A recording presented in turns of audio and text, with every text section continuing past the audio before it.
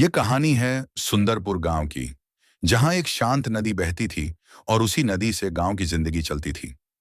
रामू मछुआरा इसी गांव में रहता था। रामू एक गरीब लेकिन ईमानदार मछुआरा। हे भगवान, आज कुछ अच्छी मछलियां मिल जाई तो बच्चों का पेट भर जाएगा। रामू के पास दौलत नहीं थी, लेकिन प्यार से भरा परिवार था। जो भी मिले रामू, ईमान से लाना। चिंता मत करो सीता, भगवान सब देख रहा है। गांव का सबसे अमीर आदमी था जमींदार भैरव सिंह, घमंड से भरा हुआ। भैरव सिंह, इस गांव में जो कुछ है वो सब मेरा है। सुनहरी मछली। एक दिन रामू के जाल में एक अनोखी सुनहरी मछली फंस गई। रामू हैरान होकर, अरे, इतनी सुंदर मछली मैंने कभी नहीं देखी। सुनहरी मछली।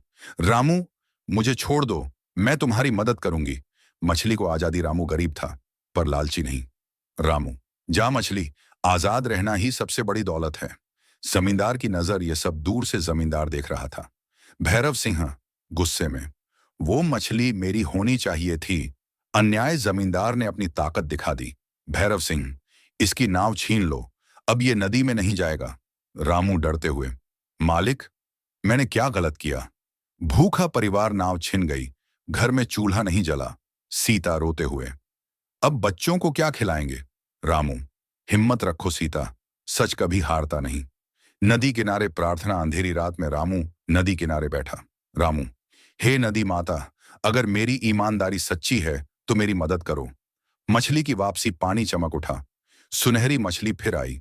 सुनहरी मछली। रामू, अब घमंड का अंत होने वाला है। बांध बनवाना। जमींदार ने लालच में नदी पर बांध बनवाना शुरू किया। भैरव सिंह, अब सारी मछलियां मेरी होंगी।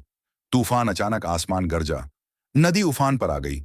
गांव वाले, बचाओ बचाओ। जमींदार की हार। घमंड पानी में डूब गया।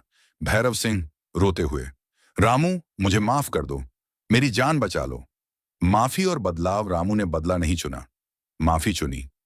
रामू, माफी मांगना कमजोरी नहीं, इंसानियत है।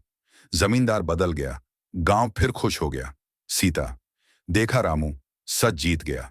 रामू, हाँ, और घमंड